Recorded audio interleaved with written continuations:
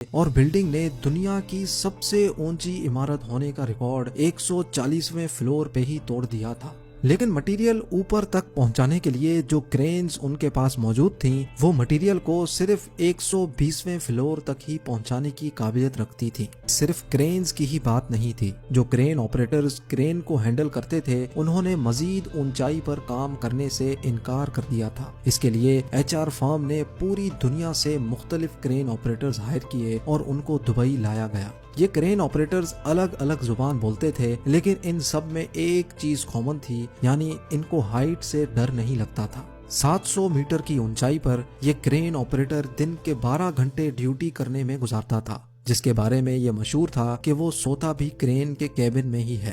Challenge number 6، برج خلیفہ کی launch میں صرف 2 سال بچے تھے۔ بلڈنگ کے تمام فلورز کا اسٹرکچر بن چکا تھا، لیکن ایک چیز کہیں نظر نہیں آ رہی تھی اور وہ تھی گلاس پینلز۔ جی ہاں، برج خلیفہ پر ٹوٹل 24,000 گلاس پینلز لگنے تھے۔ جب گلاس پینلز لگنے کی باری آئی تو ان کو لگانے سے بلڈنگ کے اندر کا ٹیمپریچر دبئی کی کڑکتی گرمی اور اونچائی کی وجہ سے 100 ڈگری سینٹی گریڈ تک جا پہنچتا تھا۔ یہ گلاس پینلز لگانے سے بلڈنگ کو ٹھنڈا کرنے میں 10 گنا زیادہ بجلی استعمال ہوتی۔